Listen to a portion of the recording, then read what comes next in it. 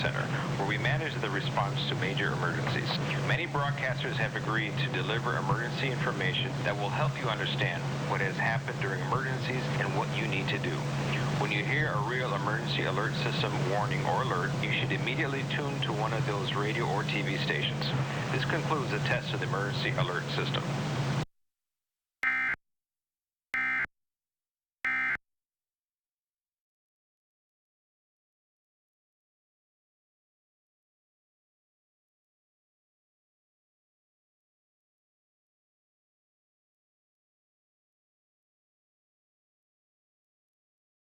Live from ABC 7, this is Eyewitness News.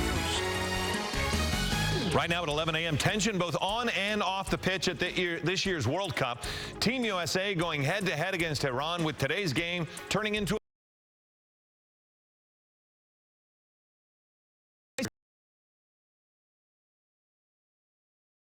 the Eyewitness News at 11 a.m. We're live on ABC 7, Hulu, and wherever you stream. I'm Philip Palmer. It is winter.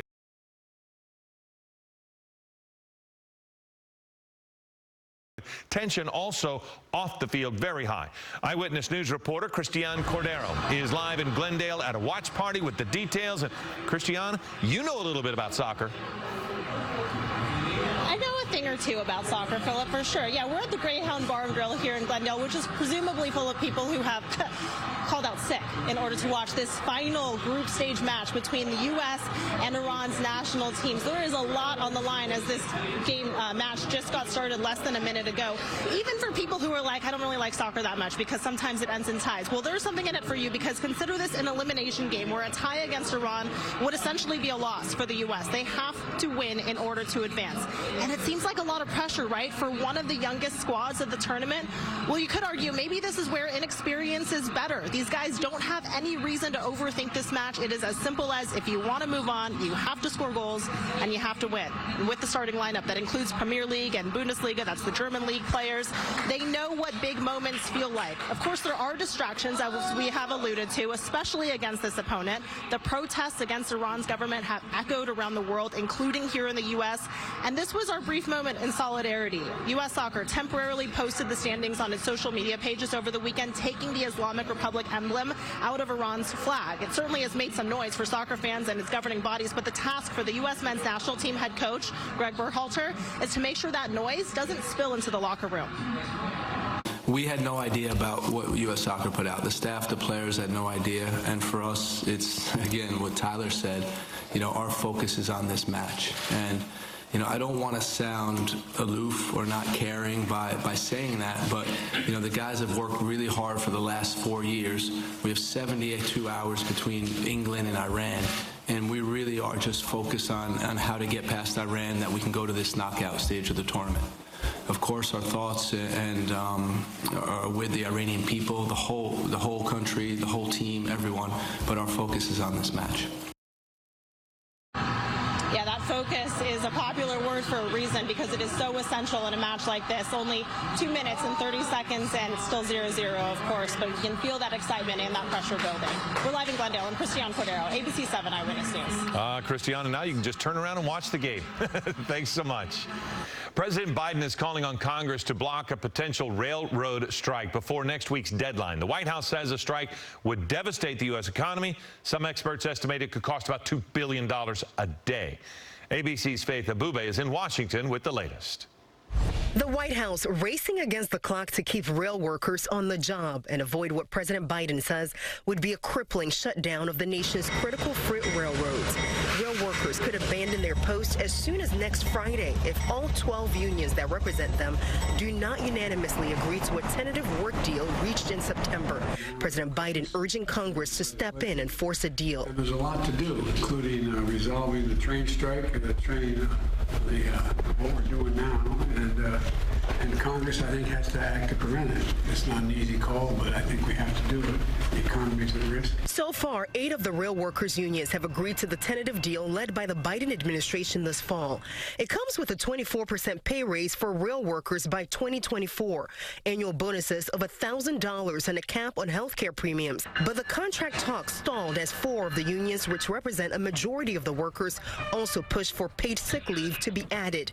Experts say a strike would devastate the U.S. economy and affect everything from our water supply to food and farm products. Hundreds of business groups, including the American Trucking Associations, joining President Biden's call for Congress to override the unions voting against the negotiated agreement. The president and Congress have come to the realization that a strike would be too hard on the economy, particularly at this time when inflation is so high. And Speaker Nancy Pelosi says the House will consider legislation this week to avoid a rail shutdown.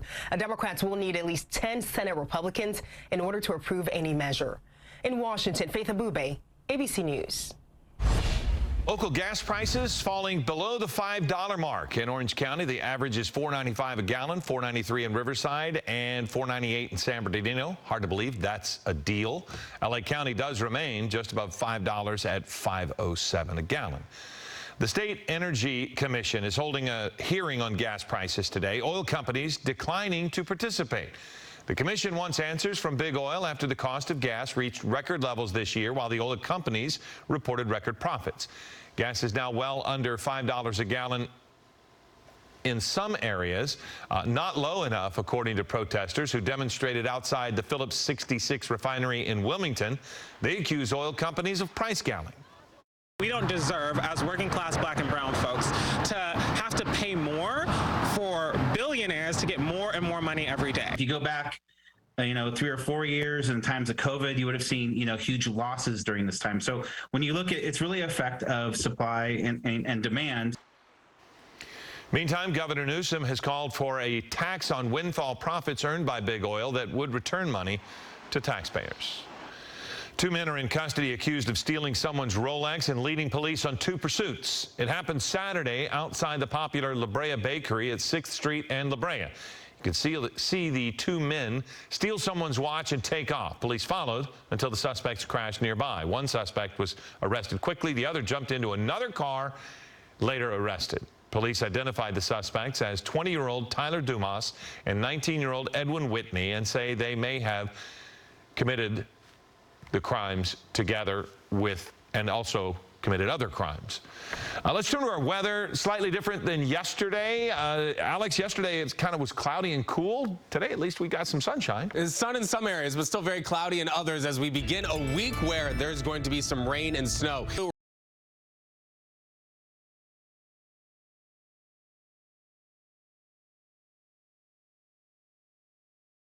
We see some straightest clouds have now moved their way into the picture. Of course, those are the clouds that are between about 0 to 1,000 feet up into the air. So those low-level clouds have moved into Malibu right now, 54 degrees. Heading out to Disneyland, we see some clouds as well out through Orange County and Irvine and Disneyland, 63 degrees out there right now. And a beautiful shot of the Inland Empire where you as well have gotten some of that really nice cloud coverage, but really nice and clear in the upper levels. Once again, these clouds are very low, as you can see in this shot. 60 degrees out in the Riverside right now. Temperatures at the moment, 62 degrees in Los Angeles, 59 degrees in Ontario with that stratus deck kind of off and on all throughout the area. So still to come in the 7-day forecast, I am tracking rain and snow for the end of the week. And Philip, it might mean multiple inches of rain. We'll talk about it more in the 7-day forecast coming up. That's a lot. Okay, right. Alex, thank you.